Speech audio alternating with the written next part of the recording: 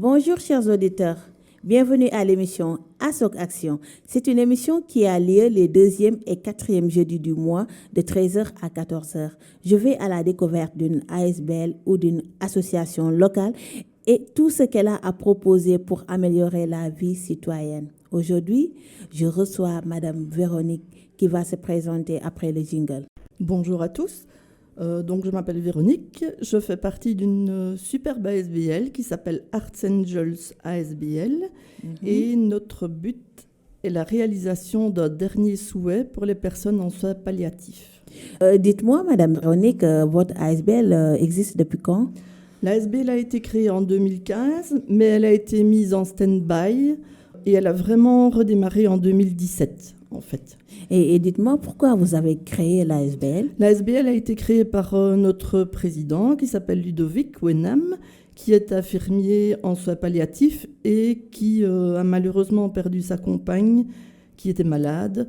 Il aurait souhaité lui réaliser un souhait, mais pour ce faire, il fallait une ambulance et du personnel et à l'époque, ça n'existait pas.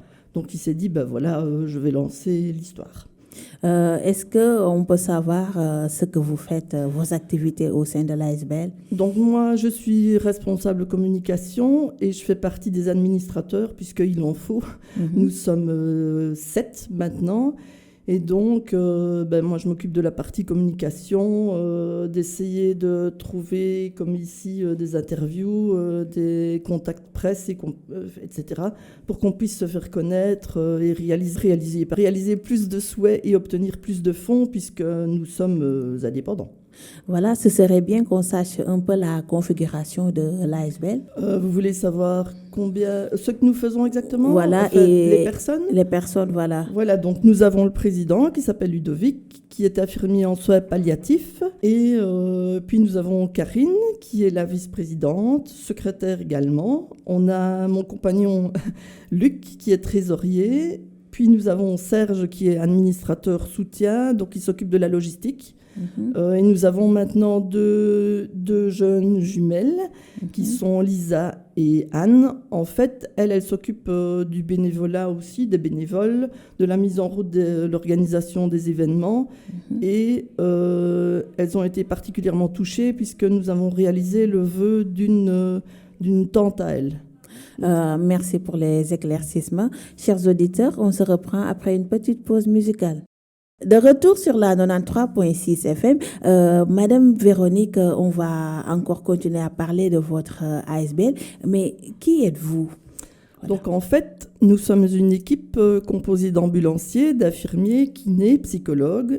Nous sommes tous bénévoles et la pluridisciplinarité permet en fait une prise de soin globale pour les patients qui sont bénéficiaires et nous agissons sous la direction du médecin référent du patient.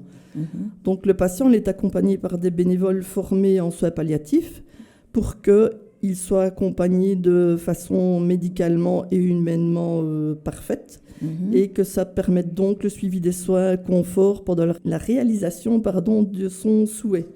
Alors, tous nos bénévoles travaillent avec les équipes médicales soignantes qui s'occupent du patient quotidiennement et dans le respect, bien sûr, de la confidentialité et du secret médical. Voilà, et que faites-vous, votre ASBL? Donc, on réalise le dernier souhait de gens qui sont en soins palliatifs ou qui souffrent de pathologies lourdes.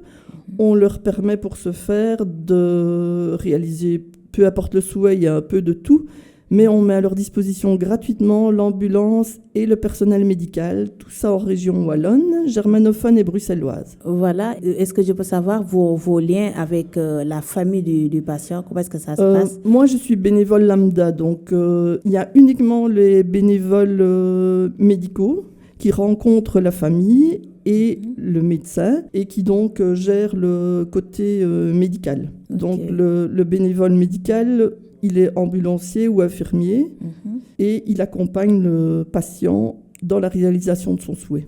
Voilà. Et dites-nous, est-ce qu'on peut avoir des explications sur les souhaits du cœur? Donc, il y a différents souhaits. En fait, les gens, ils souhaitent simplement quelque chose, en général, de vraiment très basique. Aller à la mer, c'est souvent le cas. Aller à Peridaisa. Il y a donc la dame dont je vous ai parlé. Elle elle a en fait offert à ses 2 nièces qui font partie de nos bénévoles, elle a offert sa maison de vacances et celles-ci l'ont transformée en crèche. Malheureusement, elle n'a jamais eu la possibilité de voir les travaux uniquement par visio et par photo. Donc, grâce à la SBL, on a pu aller la chercher en ambulance, la transporter jusqu'à la maison et elle a pu la voir de visu, la voir en réel. Merci pour les explications. Chers auditeurs, on se reprend après une petite pause. De retour sur la 93.6 FM, Madame Véronique, savez-vous nous dire, à part l'ambulance, est-ce que vous avez d'autres matériels qui vous permettent de travailler? Êtes-vous bien équipé? Depuis peu, nous avons, grâce à un partenaire, donc Solumob, un véhicule TPMR, donc pour les personnes à mobilité réduite. Comme ça, les personnes qui sont en chaise roulante, nous pouvons les transporter sans ambulance. Et pour ça, nous sommes indépendants. Et dites-nous, est-ce que vous bénéficiez d'une aide quelconque? Nous avons une aide de la province qui nous verse des fonds pour nous aider, par exemple, pour imprimer nos flyers, entre autres, qui nous verse parfois quelques sous pour nous aider lors des événements que nous réalisons. Voilà. Et dites-nous, Madame Véronique, dans vos activités, est-ce que vous vous ne rencontrez pas de difficultés avec les patients, par exemple? Non, jusqu'à présent, ça a été. Parfois, le patient est un peu moins en forme, on va dire. Il réalise son vœu, puis malheureusement, il y en a... Je pense que c'est arrivé une fois, une dame qui a fait un petit malaise, mais bon, ça s'est bien terminé. Et elle a pu quand même profiter d'une partie de son vœu. Pouvez-vous nous parler un peu du public cible? Donc le public cible, ce sont en fait les gens qui souffrent de pathologies lourdes et qui sont en soins palliatifs. Le seul souci, c'est qu'en général, les personnes, elles ont une appréhension parce qu'elles pensent soins palliatifs et elles pensent négatifs.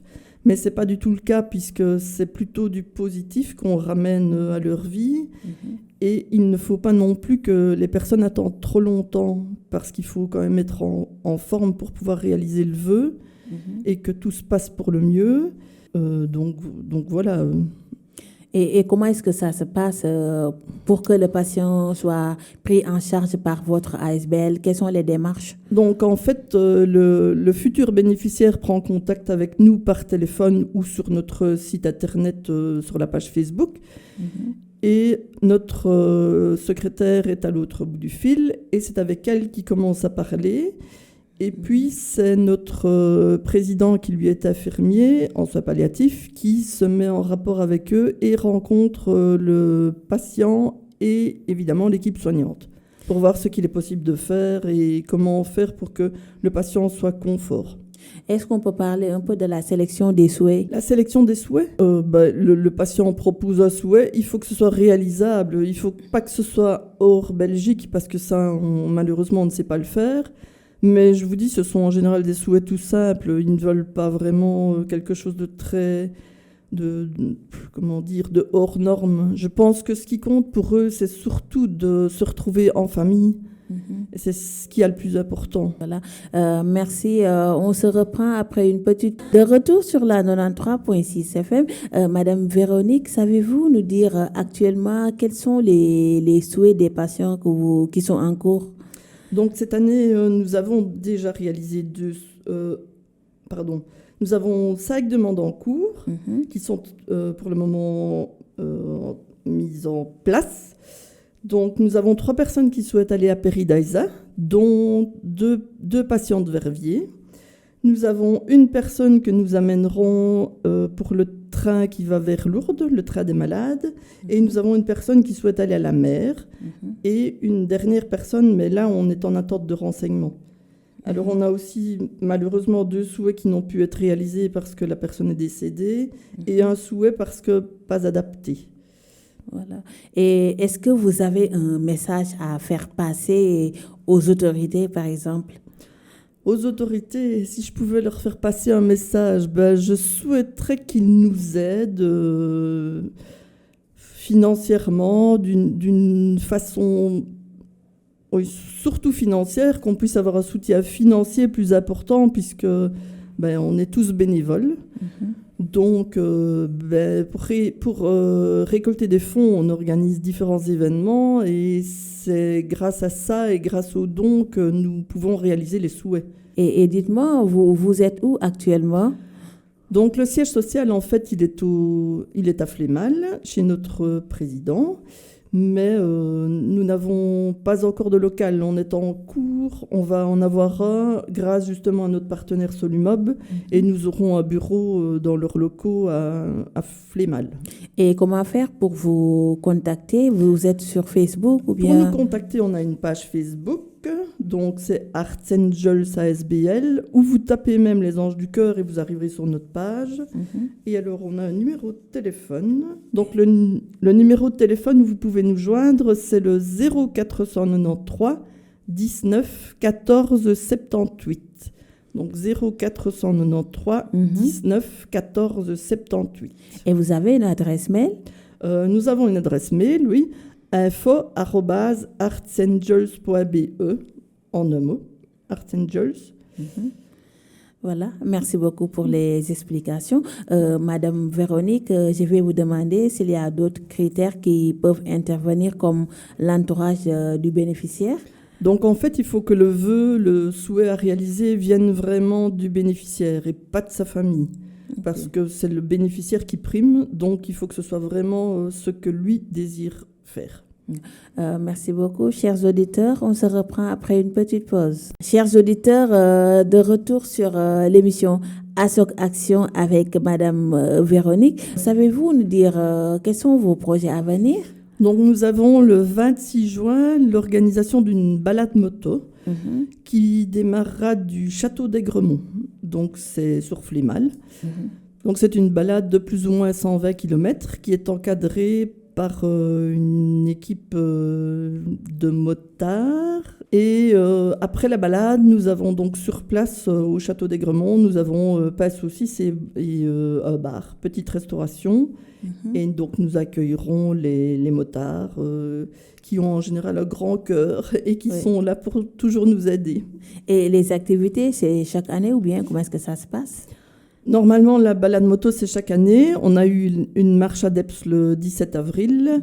Alors, pour le moment, on vend des chics ou des bonbons suivant la région où on est, qui sont d'ailleurs d'origine verviétoise, puisque c'est un verviétois qui nous les fabrique de façon artisanale.